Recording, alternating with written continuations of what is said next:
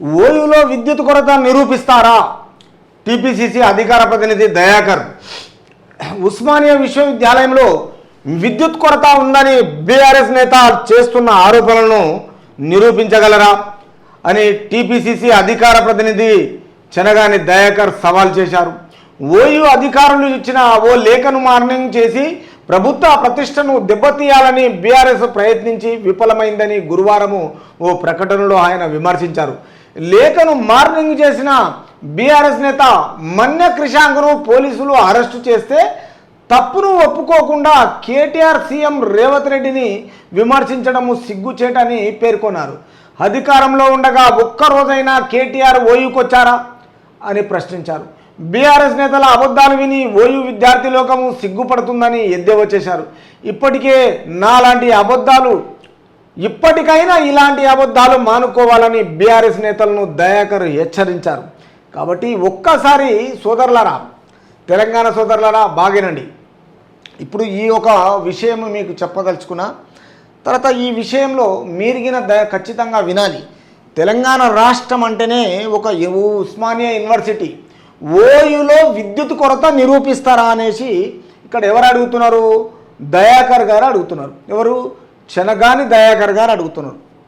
ఎందుకంటే అక్కడ ఏ కొరత లేనప్పుడు, అంటే బీఆర్ఎస్ 10 సంవత్సరాలు ఉంటే ఒక సీఎం రాలేదు, షాడో సీఎం కేటీఆర్ రాలేదు, హరీష్ రావు రాలేదు, ఏ మినిస్టర్ రాలేదు, కమిషనర్ రాలేదు. పాపం ఏ రోజన్న విద్యార్థులకు వాళ్ళ సాధక బాధలు ఆలోచన చేయలేదు, సంప్రదింపులు చేయలేదు, వాళ్ళ స్టడీ గురించి అడగలేదు, వాళ్ళు తిన్నారనే పలకరించే నాదుడు లేడు.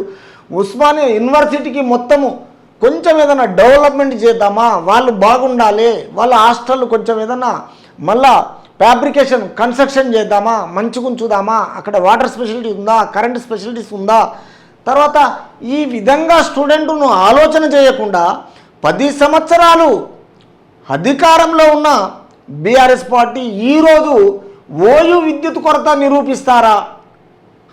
ఎంత హుషారుడు, తెలివి.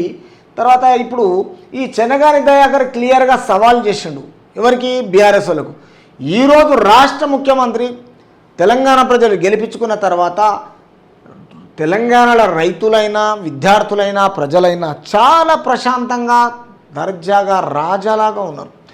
ఎందుకంటే గెలిపించుకున్నది కాంగ్రెస్ పార్టీని కాబట్టి కాంగ్రెస్ పార్టీ ప్రజలకు అనుకూలంగా ఓపెన్గా చట్టసభల్లో పెట్టి ఏ కార్యక్రమం అయినా ప్రజల ముందుకు, స్టూడెంట్స్ ముందుకు తీసుకురావడానికి ఏది ముక్కిసక్కిగా బ్లాక్మెయిల్ చేసే టైప్ ఉండదు. కాబట్టి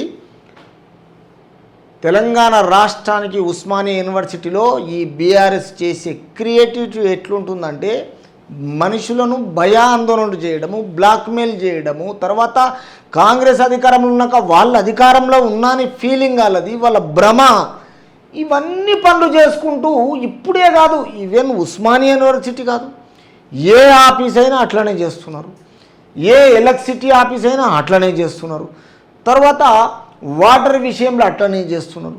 ఎండాకాలంలో వర్షాలు వచ్చేటట్టు ఫీలింగు, కేసీఆర్ ఉంటే అట్లా వస్తాయంట. మరి ఇవన్నీ తలతిక్క పనులు చేసే బదులు ప్రజలకు మంచి చేసి మూడోసారి రావచ్చు కదా. మీరు కరెక్ట్ చేయకనే కాంగ్రెస్ను గెలిపించుకున్నారు రాష్ట్రమంతా.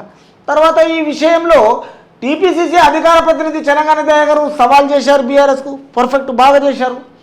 తర్వాత ఓయూ అధికారులు ఇచ్చిన ఒక లేఖను మార్నింగ్ చేసి ప్రభుత్వ ప్రతిష్టను దెబ్బతీయాలని,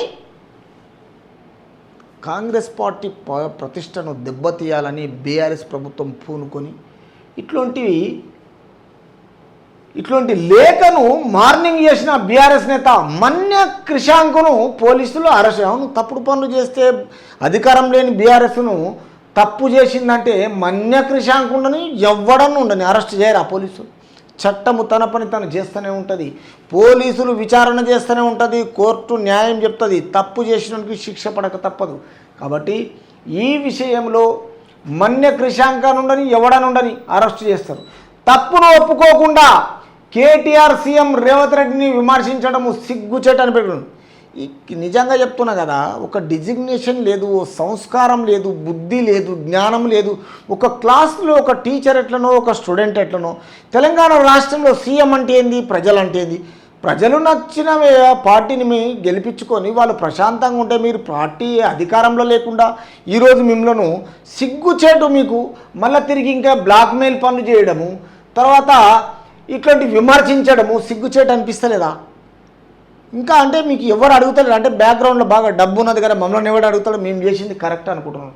కానీ ప్రజలకు నచ్చేటట్టు చేయండి, ప్రజల మనోభావాలు దెబ్బతీయకండి. ఏం చేస్తున్నారో అర్థమైతలేదు. కేటీఆర్కి ఇంకా ఆ అహంకారంతో తెలంగాణ రాష్ట్రాన్ని కోల్పోయాడు. మళ్ళీ ఇప్పుడు ఒక్కసారైనా పోయికొచ్చాడా? ఎవడూ రాలే. ఏడేసిన గొంగడారే పాపం స్టూడెంట్.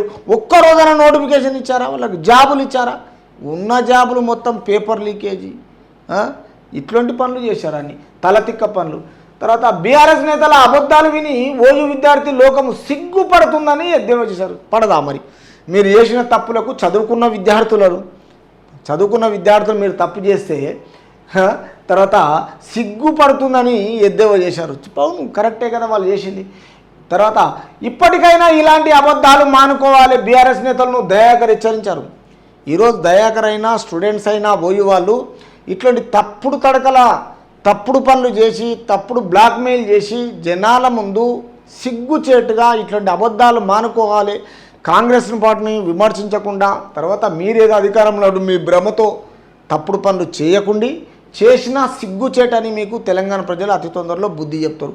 దరిదాపులగిన మిమ్మల్ని రాజకీయంలో రానియర్ ఇట్లాంటి పనులు చేస్తే. మళ్ళీ ఏదైనా అవకాశం కావాలంటే ప్రజలకు అనుకూలంగా ఉండండి, స్టూడెంట్కి అనుకూలంగా ఉండండి, చట్టానికి అనుకూలంగా ఉండండి, లా అండ్ ఆర్డర్ అనుకూలంగా ఉండండి, స్టూడెంట్స్కి అనుకూలంగా ఉండండి. తర్వాత ఇవన్నీ ఓకే, మనకు ఏదన్నా మంచి అనుకుంటేనే ఏదైనా సపోర్ట్ దొరుకుతుంది. ఇక మనకు ఏది వద్దు అనుకుంటే ఇట్లాంటి విమర్శలే ఉంటుంది. లాస్ట్కి వస్తే ఎవడు నమ్మే ప్రసక్తి లేదు మిమ్మల్ని తెలంగాణలో.